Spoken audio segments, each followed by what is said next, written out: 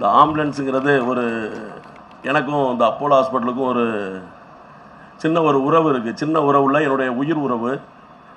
2004 வருடம் நான் வந்து திருவான்மியூரில் வேலை பார்த்தேன். சப் இன்ஸ்பெக்டராக வேலை பார்த்தேன். வேலை பார்க்கும் பொழுது அப்போ தான் அந்த பெசன் நகர் திருவிழா சமயம். அது லாஸ்ட் டே திருவிழா முடிச்சுட்டு கரெக்டாக 11:20க்கு ஸ்டேஷன்லேருந்து புறப்பட்டு வரும் பொழுது நம்ம கேன்சர் இன்ஸ்டியூட்டுக்கு முன்னாடி எனக்கு ஒரு மேஜர் ஆக்சிடென்ட் ஆகிட்டு. அப்போ தான் அந்த குவாலிஸ் கார் வந்த புதுசு. ஒருத்தர் வந்து ஒரு வண்டியை ஓவர்டேக் பண்ணிட்டு நான் புல்லட்டில் போய்கிட்டு இருந்தேன். எனக்கு வந்து நேரடியாக வந்து கிட் பண்ணிட்டார். நேராக மூஞ்சிலே அடிச்சிட்டாரு. அடித்த உடனே நைட்டு 11:30 மணினோடனே இவ்வளோ அந்த கோட்டூர்புரம் ஹை ரோடு வந்து இவ்வளோ டிராஃபிக்கெல்லாம் கிடையாது. நான் சொல்கிறது ஒரு 21 வருஷத்துக்கு முன்னாடி சும்மா மினிமம் தான் போவாங்க. அதுவும் யாரும் நடந்து கிடந்து போக மாட்டாங்க. மோஸ்ட்லி காரில் மூவ்மெண்ட்டு தான் இருக்கும். அப்போ எல்லோரும் போயிட்டாங்க. அப்புறம் அங்கே ஒருத்தர் பார்த்துட்டு டக்குன்னு இந்த மாதிரி ஒரு போலீஸ், அன்றைக்கி லேசாக மழை வேறு, அதனால் ரெயின் கோட்டு போட்டிருந்தனால நான் போலீஸுங்கிறது தெரியல.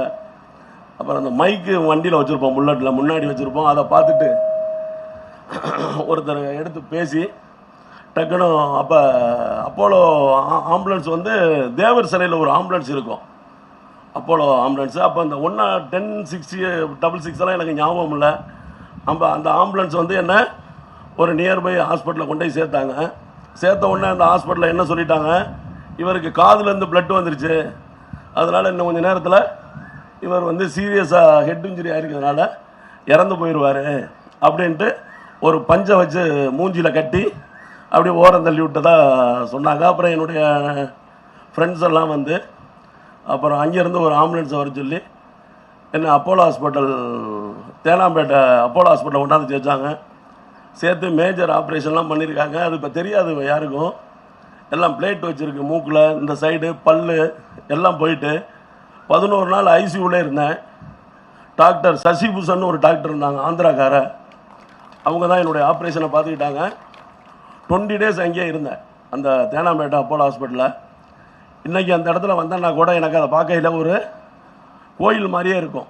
நான் நிறைய இறந்து எனக்கு 21வது வருட நினைவு நாள் கொண்டாடி இருக்க வேண்டியதை என்னை வந்து அந்த அப்போலோ ஹாஸ்பிட்டல் காப்பாற்றி கொடுத்துச்சு.